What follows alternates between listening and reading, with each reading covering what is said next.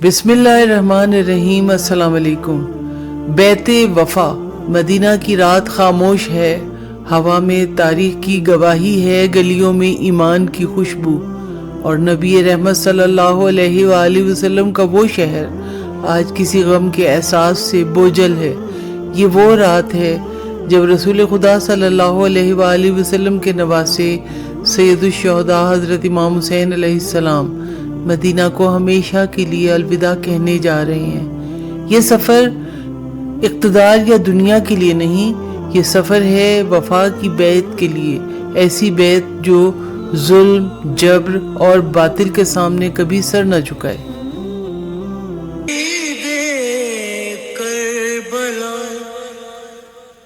तुझ पर सलाम,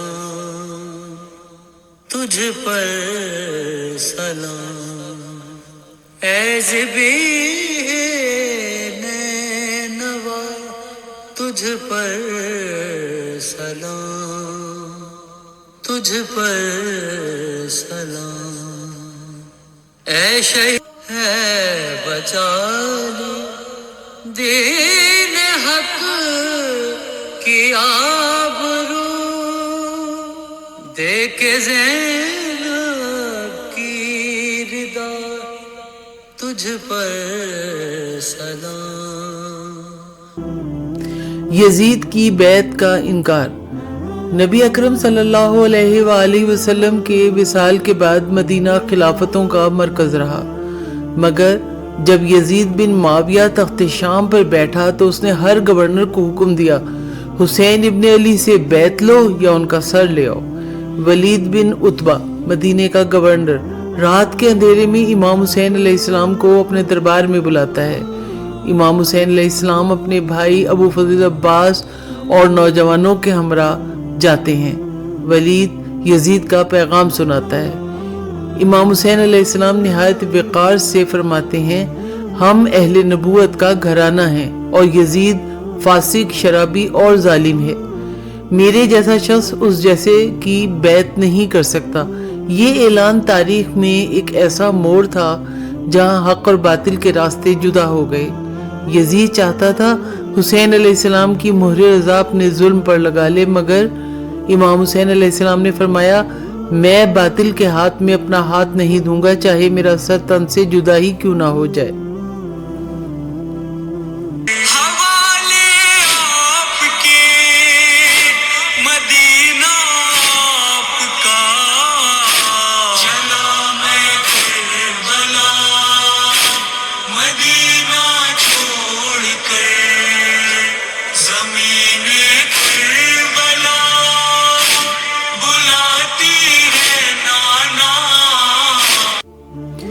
मदीना से रुखसती। मदीना वही शहर जहाँ रसूल खुदा सल्लल्लाहु अलैहि वसल्लम का घर, फातिमा सलामुल्लाह अलैह की कब्र, हज़रत अली अलैहिस्सलाम के आंसू, हज़रत इमाम हसन अलैहिस्सलाम की यादें थी। इमाम हुसैन अलैहिस्सलाम अपने नाना सल्लल्लाहु अलैहि वसल्लम की कब्र पर आते हैं। रिवायत में है कि आप कब्र रसूल खुदा पर गिर पड़े और फरमाया, ऐ जद्दे बुजुर्गवार, हुसैन आपकी उम्मत के जुल्म और जबर से शिकवा करता है, मुझे ले लीजिए या मुझे हिदायत का रास्ता दिखाइए। रात गुजर गई, ख्वाब में रसूल खुदा सल्लल्लाहु अलैहि वसल्लम जलवागर हुए और फरमाया, मेरे प्यारे हुसैन, अनकरीब तुम हमसे मिलोगे, तुम्हारे लिए वही मुकाम है जो शहीदों का है।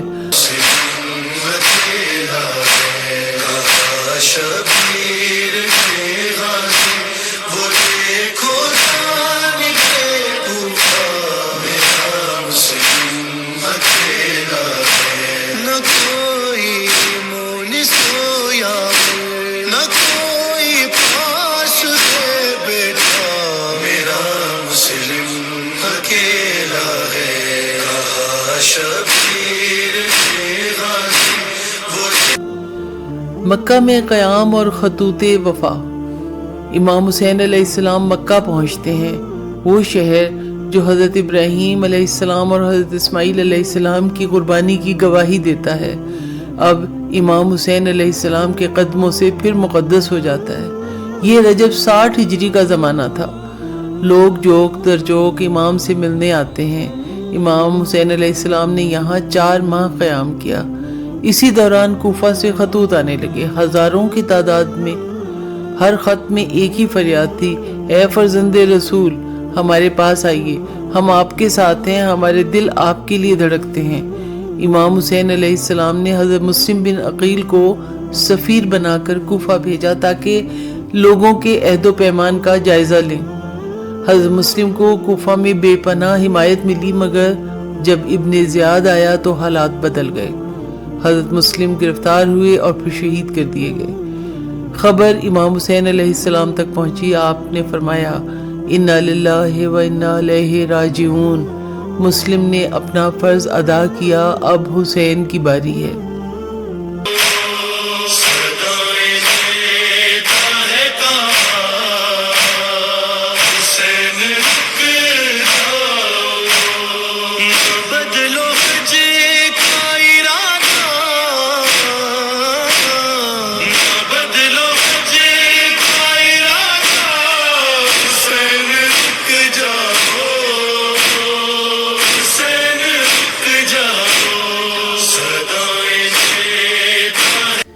حج سے کربلا کی جانب۔ امام حسین علیہ السلام مکہ میں تھے اور حج کا وقت قریب آ گیا۔ دنیا بھر کے حاجی وہاں موجود تھے۔ یزید کے جاسوس بھی مکہ میں داخل ہو چکے تھے۔ امام حسین علیہ السلام کو اطلاع ملی کہ یزید نے چند قاتل بھیجے ہیں جو حج کے دوران طواف میں امام حسین علیہ السلام کو قتل کر دیں گے۔ امام حسین علیہ السلام نے اپنے بھائی محمد بن حنفیہ کو خط لکھا، میں فساد یا ظلم کے لیے نہیں نکل رہا بلکہ صرف امت محمدی کی اصلاح کے لیے۔ میں چاہتا ہوں امر بالمعروف اور نہی عن المنکر کروں، اپنے نانا حضرت محمد صلی اللہ علیہ وآلہ وسلم اور باپ علی علیہ السلام کے طریقے پر چلوں۔ پھر آپ علیہ السلام نے حج کو عمرے میں بدل دیا تاکہ خون حسین بیت اللہ میں نہ بہے۔ یہ بھی ایک قربانی تھی، عبادت کی قربانی، تاکہ حرمت کعبہ قائم رہے۔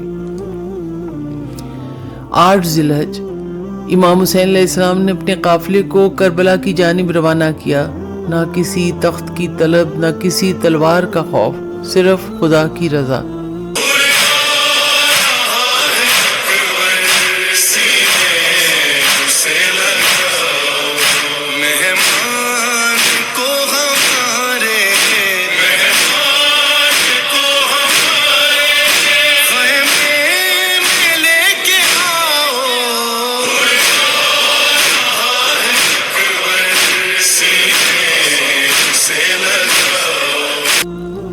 راستہ وفا، مدینہ سے مکہ، مکہ سے کربلا۔ راستے میں بہت سے لوگ ملے، کچھ مشورہ دینے آئے اور کچھ روکنے۔ عبداللہ ابن عباس نے فرمایا، یبن رسول اللہ، کوفہ والے وفادار نہیں، آپ وہاں نہ جائیے۔ امام حسین علیہ السلام نے فرمایا، میں نے خواب میں رسول خدا صلی اللہ علیہ وآلہ وسلم کو دیکھا، انہوں نے فرمایا حسین جا، خدا چاہتا ہے کہ تجھے شہید ہوتا دیکھے۔ ایک اور مقام پر امام حسین علیہ السلام نے فرمایا، جس نے ہمیں پہچانا ہے وہ جانتا ہے کہ ہم اہل نبوت ہیں، ہم ظلم کے تابع نہیں ہو سکتے۔ راستے میں حر بن یزید ریاحی کی فوج ملی جسے ابن زیاد نے امام حسین علیہ السلام کو روکنے کے لیے بھیجا تھا۔ حر نے امام حسین علیہ السلام کے قافلے کو گھیر لیا، مگر جب امام حسین علیہ السلام نے فرمایا، اے حر، تمہاری ماں تم پر روئے، تم کیا چاہتے ہو؟ حر کے دل میں لرزہ طاری ہو گیا۔ یہ وہی لرزہ تھا جو بعد میں توبہ میں بدل گیا۔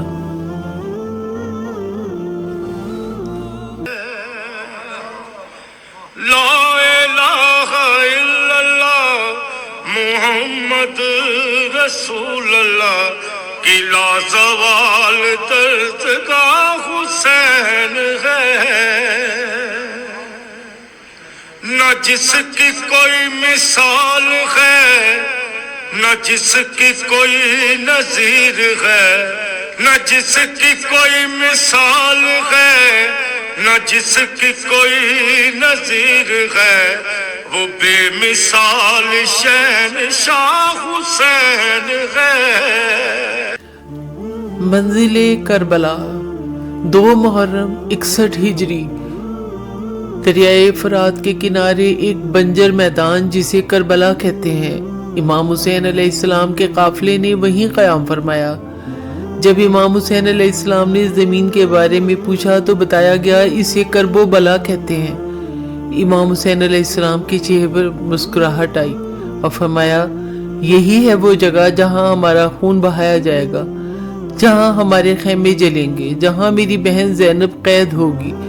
پھر امام حسین علیہ السلام نے زمین خریدی اور فرمایا یہ مقام میری قربانی کی سرزمین ہے، اسے ہمارے شیعوں کے لیے زیارت گاہ بنا دینا۔ یہی وہ لمحہ تھا جب بیت وفا کی بنیاد زمین پر لکھی گئی اور آسمان نے اس عہد کا گواہ بننے کے لیے اپنے دروازے کھول دیے۔ پر سلام تجھ پر سلام ہے بچانے دین حق کی آبرو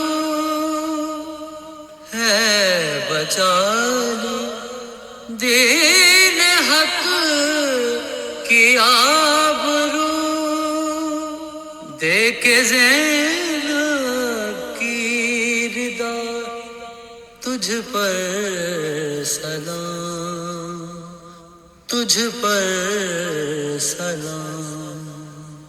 وفا کی سرزمین سے پیغام، کربلا سے اٹھنے والی یہ روشنی آج بھی قائم ہے۔ یہ صرف ایک مارکہ نہیں، یہ ضمیر کی بیداری ہے۔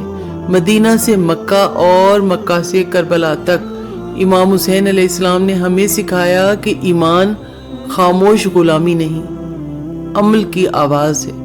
بیت وفا صرف ہاتھ اٹھانے کا نام نہیں، سچائی پر ڈٹ جانے کا عہد ہے۔ اور آج بھی جو دل امام حسین علیہ السلام کی راہ پر دھڑکتا ہے وہ جانتا ہے کہ وفا کی بیعت بھی جاری ہے۔ جب تک ظلم باقی ہے امام حسین علیہ السلام کا نام مٹ نہیں سکتا۔